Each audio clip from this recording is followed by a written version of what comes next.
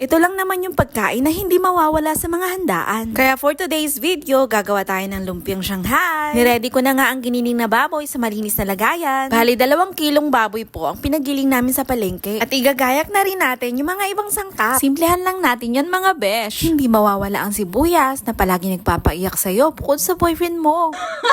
Bale, 10 pirasong sibuyas ang ginamit ko. At 10 piraso din ng garlic cloves ang ating pipinuyin na gamit ang manual chopper na to. At dahil dito, napapadali yung mga gawain natin sa pagluluto. Dahil kung walang ganito, baka abutin pa ako ng siyam-siyam. At pagkatapos nga ng bawang at sibuyas, mag-iwan naman tayo ng carrots. Mga 5 carrots po ang gagamitin natin para mas lalong dumami yung gagawin nating lumpia. At eto na ang mga simpleng sangkap at spring onions na gagamitin natin sa ating lumpia. Dahil na-ready na natin lahat, ihalo-halo lang natin yan mga besh. Ilagay na natin ang ating carrots. Mas maraming carrots, mas the best. Bukod sa madodoble ang dami ng ating lumpia, mas magandang maraming gulay para hindi umay. Ilagay na natin ang bawang at pagkatapos nga ilagay din natin ang ating sibuyas. Spring onions po pala ang ginamit ko. Mas bet ko lang yung spring onions kasi wala siyang amoy. Pero depende po yan sa inyo kung mas gusto nyo po yung parsley. At pagkatapos nga nating malagay ang mga sangkap, lagay na po natin yung mga pampalasa. Yung mga pangkaraniwang pampalasa lang naman yung nilagay ko. Maglagay po tayo ng asin. Bali, 2 kutsarang asin ang nilagay natin pero hindi naman yung punong-punong kutsara Syempre, hindi mawawala ang ating paminta. Pagkatapos nga, maglagay tayo ng 2 maliit na balot ng magic sarap. Pagkatapos nga ng mga pampalasa, ihalo-halo lang natin ng konti. Dahil maglalagay din tayo ng pampadikit, maglalagay tayo ng itlog na para pampakapit sa mga ingredients natin. Maglalagay po tayo ng 4 na itlog para maging sticky po at hindi buwaghag. At pag nalagay na natin lahat ng mga ingredients, ihalo-halo lang natin siyang lahat ng mabuti.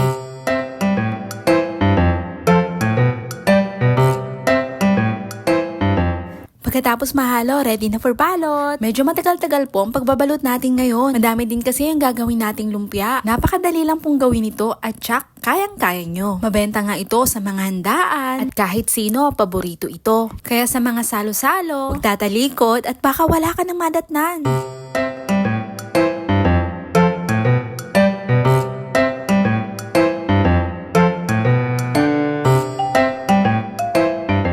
Ang lumpiang Shanghai din ay magandang pang business dahil maganda rin ang kitaan dito. Hindi lang siya mabenta sa mga handaan, mabenta din sa mga mamamayan. At di rin ito madaling masira dahil pwede rin naman tong ilagay sa freezer. Siguraduhin frozen ang ating lumpia para hindi agad-agad masira.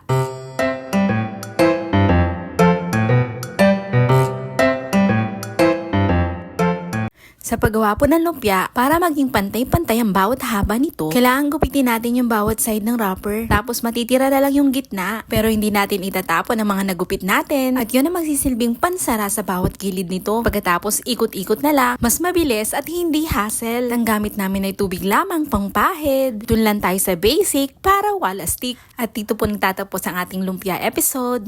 Salamat! Bye!